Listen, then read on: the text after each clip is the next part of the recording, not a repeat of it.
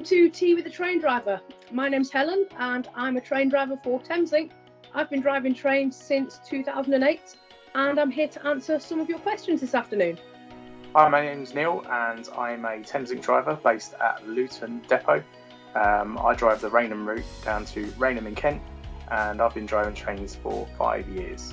Hello everybody, my name is Mark Tripp. I'm a train driver for Great Northern and I've been driving trains now for 13 and a half years. Hi, my name's Gary. I'm a train driver for Southern, based at Selhurst in South London. I drive trains into London Bridge and London Victoria, and I drive my trains out as far as Guildford, Reigate, Dorking, Caterham and Tattenham Court.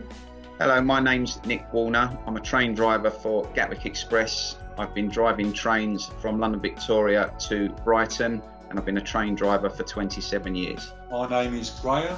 I'm a train driver at Peterborough Depot on the Thameslink route from Peterborough to Horsham via central London. I've worked on the railway for 26 years and I've been a train driver for 20 years.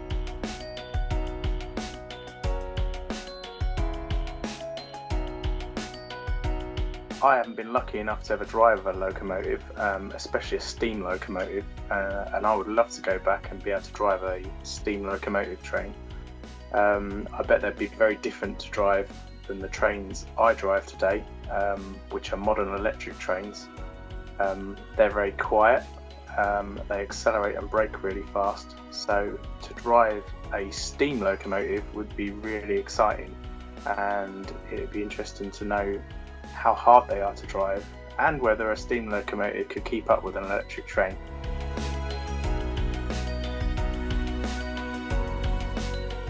Well, Charmaine, the reason I became a train driver is I was from a railway family. My dad was a train driver and my granddad was a guard, so I just naturally became a train driver and I've enjoyed that career ever since.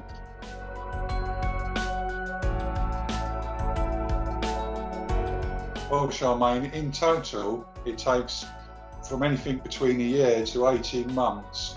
The initial 6 to 9 months is training in a classroom, learning about the basic rules of the railway, the signalling system, and the procedures that you must follow if something goes wrong. There's so much safety and procedures involved, it's quite thorough. And then after that, you then move on to learning about the trains and what happens if they break down and different remedies and fixes to sort out faults and problems. But it's not too in-depth because there's always the technicians at the train depot that can help with that if it's too serious.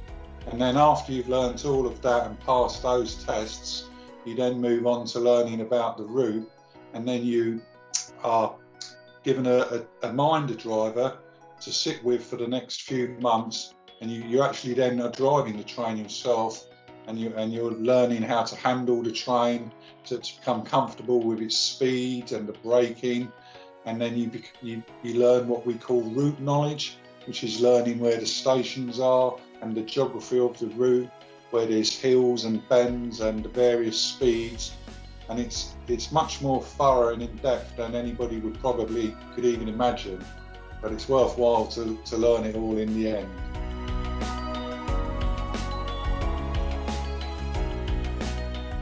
Well, Charlotte, I see lots of interesting things. It's part of the reason why I really love the job that I do.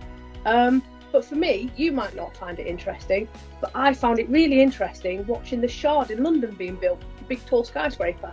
I was driving my train past it 1, 2, 3 times a week, and every time I drove past it, a little bit more had been built. And before you knew it, this very small tower became one of the biggest buildings in London.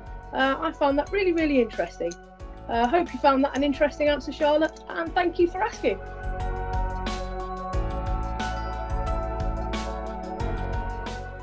I know that I've had a lot of politicians on my train whilst driving, but I suppose the most famous person that people might recognise would be Katie Price and her son Harvey. Harvey is very interested in Gatwick Express trains, and you could tell just by seeing him how happy he was to be on the train.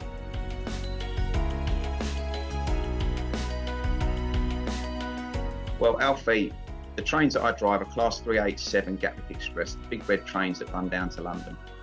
They have motors in all coaches. It's not often that a train runs out of fuel, in this case electricity, but it does happen if there's an emergency on the track.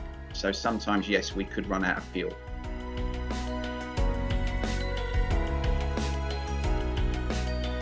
Good question, Alfie. I've only been driving for 5 years and I've driven 3 different types of train. A Class 319, I've got a picture of one here for you. That's a Class 319. This is the first train I ever drove. I went on to drive this train, which is a Class 377 train. This is the second train I drove. And this is the train I currently drive now, which is a Class 700 train. This is the best train I've been on, and this is my favourite train. It has a big window screen at the front, and it's all computer controlled and much easier to drive than the other trains. And it also has the comfiest seat.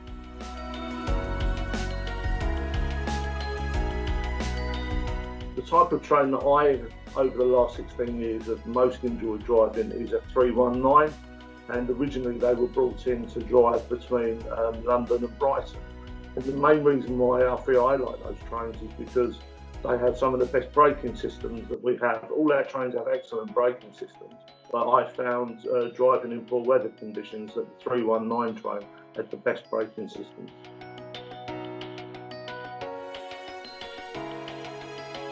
Good question, Milo. There is a train that you can sleep on and eat food on. There's 2 trains. One's called the Caledonian Sleeper. This train runs from London to Scotland, and there's a train called the Night Riviera which runs from London to Penzance in Cornwall. Well, actually there are several, and many years ago when my children were very young, we actually travelled on one down to Cornwall to Penzance, and so we stayed on that train and slept from Paddington up through the night, and when we arrived first thing in the morning, we were served breakfast in our 4-person room, and basically we got off the train and we were ready to start our holidays in Penzance in Cornwall.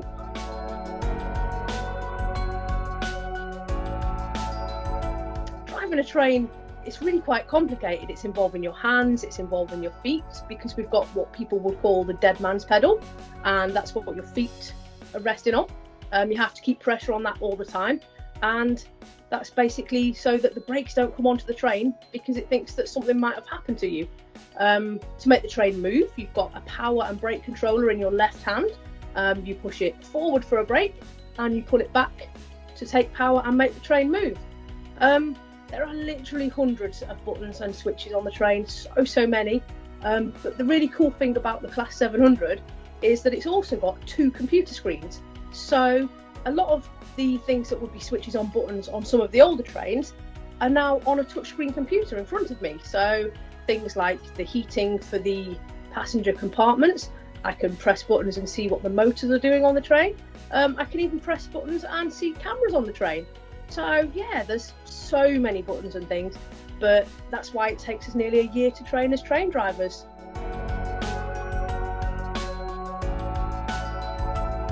Well, Charlie, I do actually. It's quite comfy. It's good for the job that I do.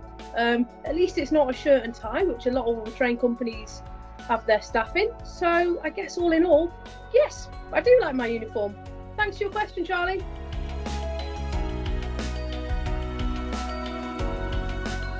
The thing I like best about being a train driver is the speed at which the train goes.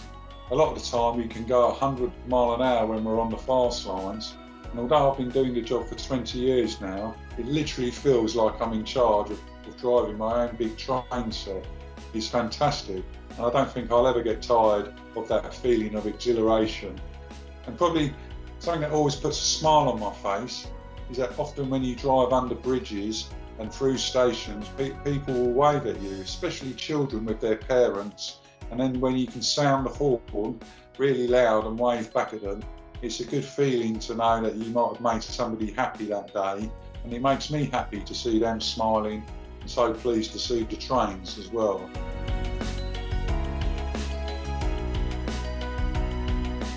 The answer is sadly, Jacob, I've not driven a Royal Train. I would like to drive the Royal Train, but unfortunately it's a very small exclusive group of train drivers that are allowed to drive the Queen's train. However, the Queen does come on our trains on the Great Northern, and some of my colleagues have had the pleasure of driving the Queen and her family from London to her second home in Sandringham.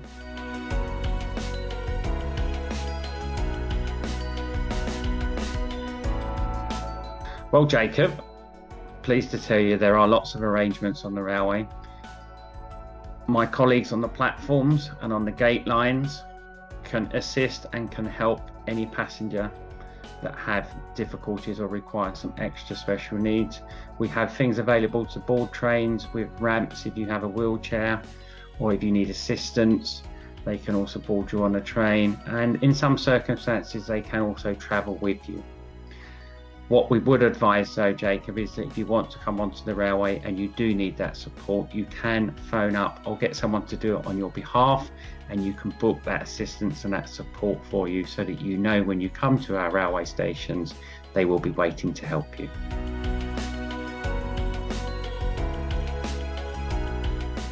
So it's a very simple answer to that, Ben, and yes, it is possible, and we do have people that do work experience on the railway. And my advice to you would be to speak to your careers advisor at your school or college and see whether or not they can possibly look into you coming and doing some work experience.